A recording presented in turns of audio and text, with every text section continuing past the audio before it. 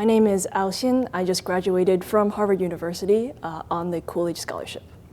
And what are your next plans? Currently, I'm working on machine learning research at the National Institute of Mental Health. I'll be staying in this pre-doc program for another year and then moving on to grad school, possibly an MD PhD program.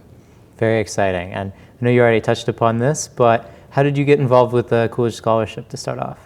When I was a high school junior, I applied and won for the Coolidge Scholarship. I've been involved with the organization since, going on the summer Coolidge Scholar Retreats to Vermont to celebrate Calvin Coolidge's birthday, the centennial, various conferences like this, the Winter Gala. So I've showed up for various events, tried to participate as much as my schedule allows. Absolutely, and it sounds like it's a busy schedule. What was particularly interesting to you about coming to this conference here on the national debt? So in terms of my exposure to the problem of the national debt, I think it's often not really highlighted in news or popular media, because if you do highlight it, then the concern about it will become obvious. So I don't really have a background in macroeconomics, for instance, but it is pretty important for me to know how the government is spending money, since I do work for the National Institute of Health.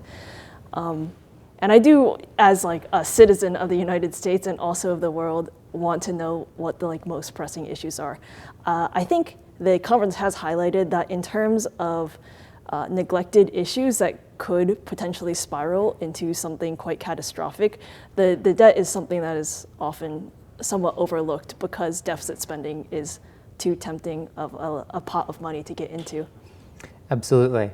What's something that surprised you from the couple of panels we've had today? I think the scale of the debt and how much it's compared historically was something that I didn't really conceptualize. I think, to put it in perspective, the exceeding of GDP by the debt has only really happened during post-World War II and right after the COVID-19 pandemic.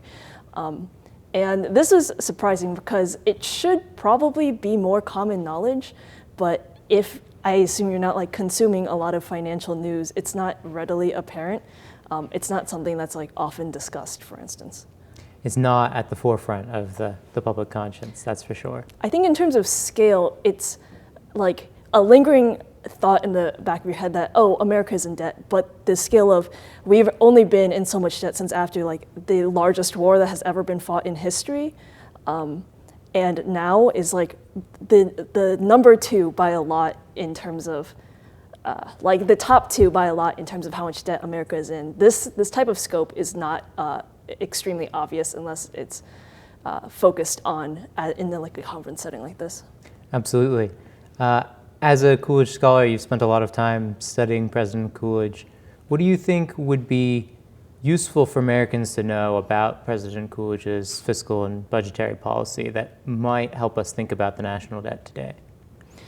I think in terms of fiscal policy, Coolidge's commitment to shrinking the government spending and leaving office with a government smaller than the one that he started with is something that I think is not really an option for either party in terms of how they campaign, the promises that they make.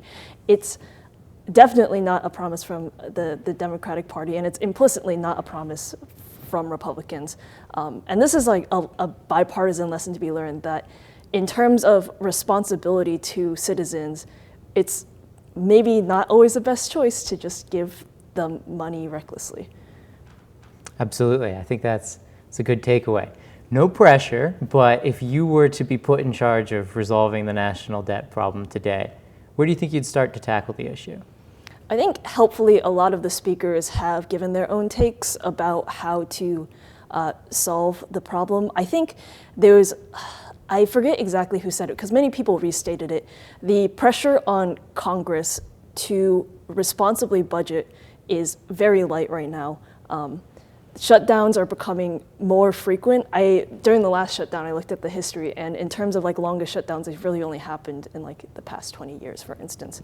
The pressure on Congress to be responsible with fiscal policy is not there at all. Possibly there needs to be a constitutional amendment to increase their accountability, or other other less extreme policies like restricting travel during times when the budget is not settled, more disincentives for reckless deficit spending, things like that. I think this would be a good first step, and possibly more amenable, though again, if you're relying on Congress to regulate Congress, there is a little bit of a problem there. Marking the growth of federal programs to a fixed inflation rate instead of